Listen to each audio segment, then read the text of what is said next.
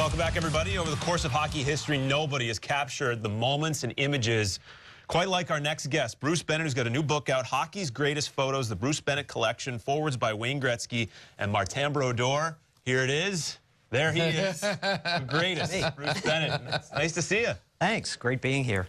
This is pretty cool here. This is Wayne Gretzky in 5th grade, I think, scoring 150 points probably. Yeah. But yeah, amazing. What a project! What a project! How did it begin?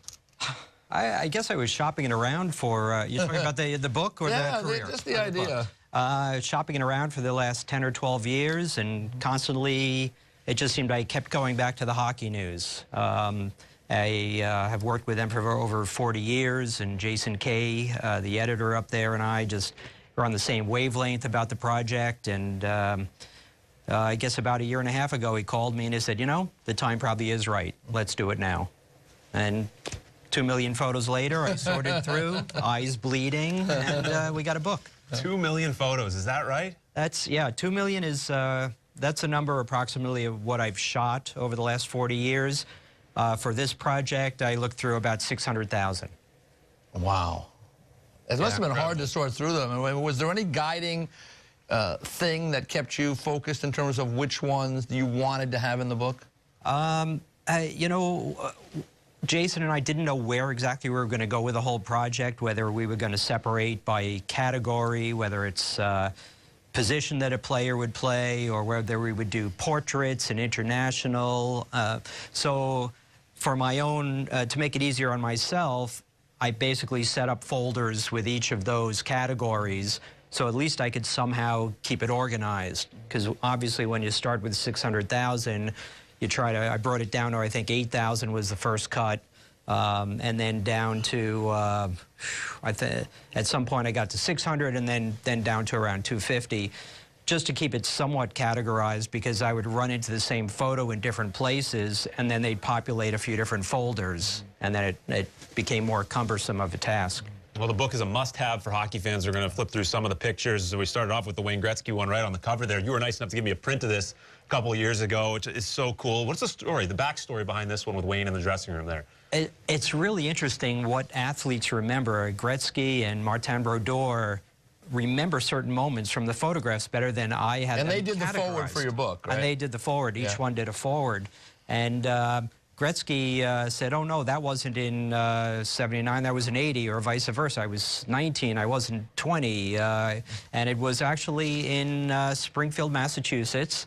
The Edmonton Oilers playing the Hartford Whalers in one of the final games in the World Hockey Association.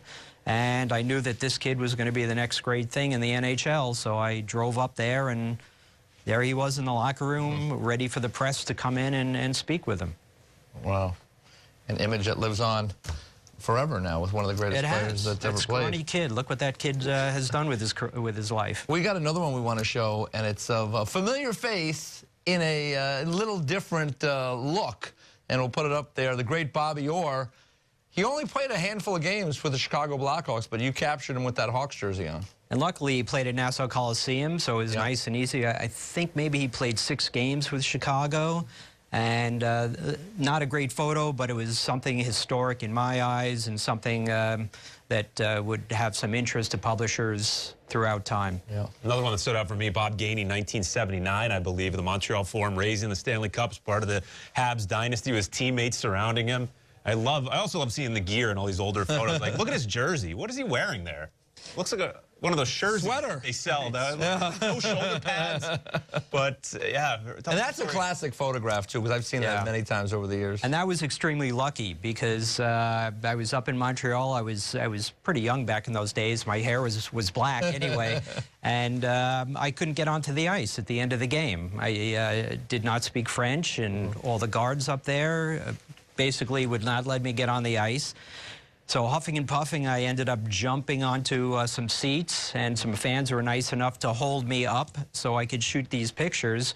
And feeling very defeated at the time, and the Hockey News ended up using Denny Brodeur, Martin's father, used one of his photos on the cover because they didn't like the photos I had, and I kind of agreed with him.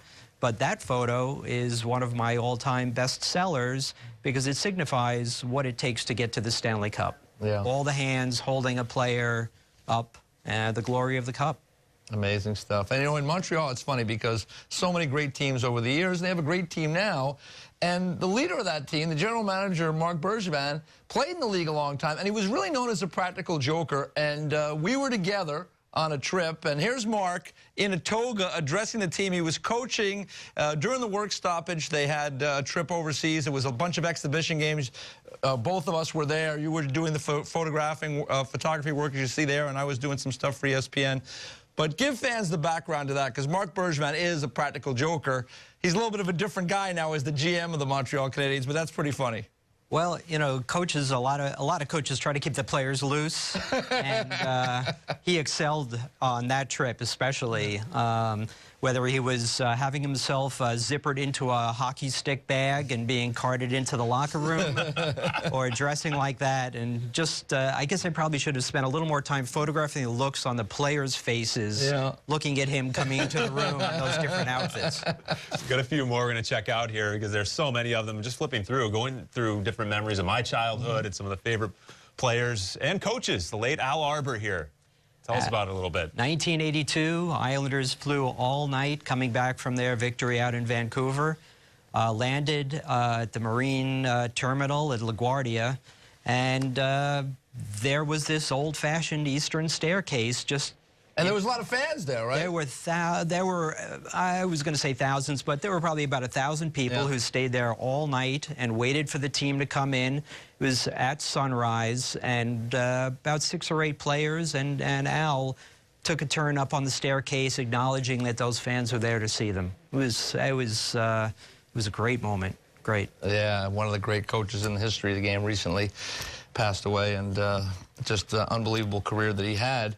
You also have a good shot of the Rangers, and I believe this was their championship team in 1993-94. Give us the background of this, because you told me an interesting story about this photograph. Well, Mike Keenan, the coach, had this image in his head. Didn't share it with me till after we did the regular team photo. But the Toronto Maple Leafs had done this photo, I believe it was in the 50s, and he wanted to imitate that same photo. So at the end of the team photo, he said, I have another photo for you. And I went looking for the PR guys, like, what am I doing? I've got this lighting equipment. I have massive stuff that has to move. And the 2 PR guys, whose names I won't mention, were about 40 feet behind me, just going... It's all yours. Yeah. And that's the photo that came out of that opportunity. The art director, Mike Keenan. Who yes. Who knew? This is the book, Hockey's Greatest Photos, Bruce Bennett collection, must-have for hockey fans. Oh, yeah, terrific. We do it all here. We do the hockey information, but also gift ideas for the upcoming holidays. There you go, and it's a great one. Great one, right? It's a great one. Check this out. Pick it up. Bruce, it's always good to see you. Thanks for stopping by. Thanks so much for coming by. Congratulations. Best of luck with the book. Oh, thanks very much. All right.